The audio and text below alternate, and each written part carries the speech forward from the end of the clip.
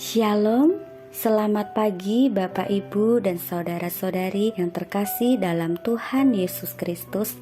Kembali kita akan merenungkan kebenaran firman Tuhan dalam renungan harian Gereja Pau Kemang Pratama.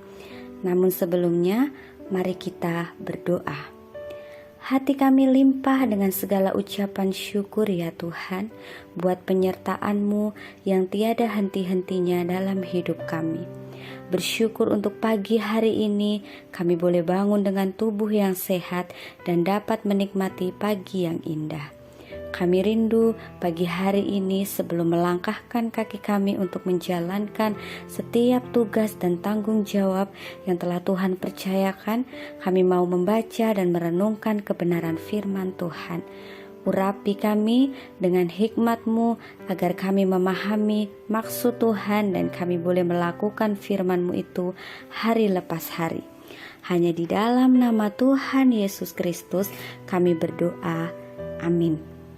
Renungan kita pagi hari ini terdapat dalam Keluaran pasal 3 ayat 16 sampai ayat 22 dan pasal 4 ayat 18 sampai ayat 20. Demikianlah bunyi firman Tuhan. Pergilah, kumpulkanlah para tua-tua Israel dan katakanlah kepada mereka, Tuhan Allah nenek moyangmu, Allah Abraham, Ishak dan Yakub telah menampakkan diri kepadaku serta berfirman, Aku sudah mengindahkan kamu, juga apa yang dilakukan kepadamu di Mesir. Jadi aku telah berfirman, Aku akan menuntun kamu keluar dari kesengsaraan di Mesir menuju ke negeri orang Kanaan, orang Het, orang Amori, orang Feris, orang Hewi, dan orang Yebus, ke suatu negeri yang berlimpah-limpah susu dan madunya. Dan bila mana mereka mendengarkan perkataanmu, maka engkau harus beserta para tua-tua Israel pergi kepada Raja Mesir, dan kamu harus berkata kepadanya, Tuhan, Allah orang Ibrani telah menemui kami. Oleh sebab itu, izinkanlah kiranya kami pergi ke padang gurun 3 hari perjalanan jauhnya untuk mempersembahkan korban kepada Tuhan Allah kami. Tetapi aku tahu bahwa Raja Mesir tidak akan membiarkan kamu pergi, kecuali dipaksa oleh tangan yang kuat. Tetapi aku akan mengacungkan tanganku dan memukul Mesir dengan segala perbuatan yang ajaib yang akan kulakukan di tengah-tengahnya. Sesudah itu ia akan membiarkan kamu pergi. Dan aku akan membuat orang Mesir bermurah hati terhadap bangsa ini, sehingga apabila kamu pergi, kamu tidak pergi dengan tangan hampa. Tetapi tiap-tiap perempuan harus meminta dari tetangganya dan dari perempuan yang tinggal di rumahnya barang-barang perak dan emas dan kain-kain yang akan kamu kenakan kepada anak-anakmu lelaki dan perempuan. Demikianlah kamu akan merampasi orang Mesir itu.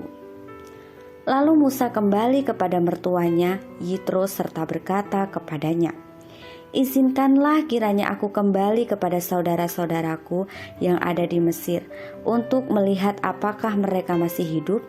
Yitro berkata kepada Musa, Pergilah dengan selamat. Adapun Tuhan sudah berfirman kepada Musa di Midian, Kembalilah ke Mesir, sebab semua orang yang ingin mencabut nyawamu telah mati.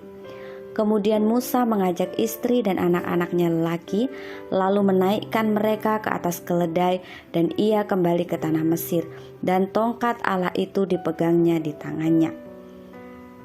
Bapak, Ibu, saudara-saudari yang dikasihi Tuhan, tema renungan kita pagi hari ini adalah jangan meragukan Tuhanmu.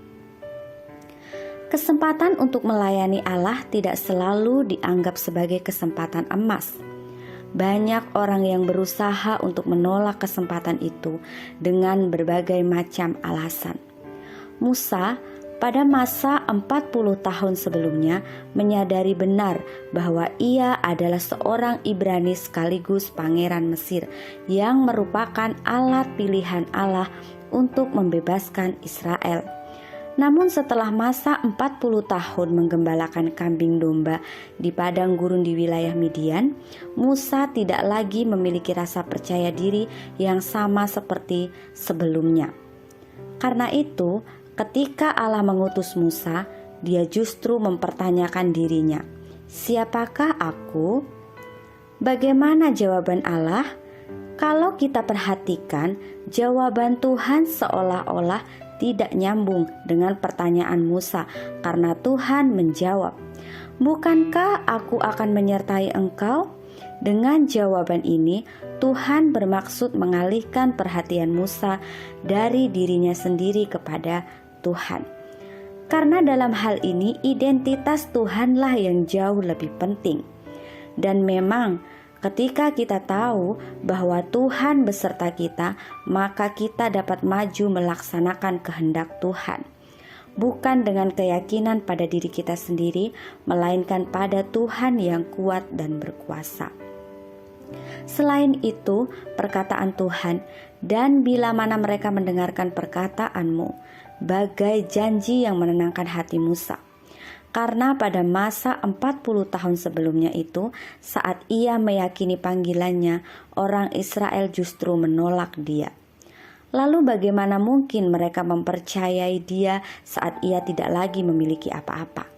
Mengenai raja dan bangsa Mesir, Allah berjanji akan menangani mereka. Lihatlah bagaimana Tuhan sudah mengatur segala sesuatunya. Musa hanya tinggal menjalankannya saja. Namun bukan berarti segala sesuatu akan berlangsung tanpa masalah, tetapi Tuhan tidak akan tinggal diam.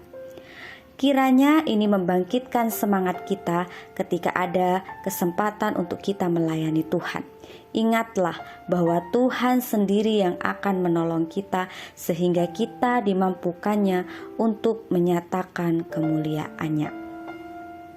Demikianlah renungan firman Tuhan kita pagi hari ini. Mari kita kembali berdoa. Terima kasih untuk firman-Mu pagi hari ini ya Tuhan, yang telah mengingatkan kami untuk tidak meragukan kuasa dan janji Tuhan. Karena kami meyakini bahwa janji-Mu pasti tergenapi dalam hidup kami.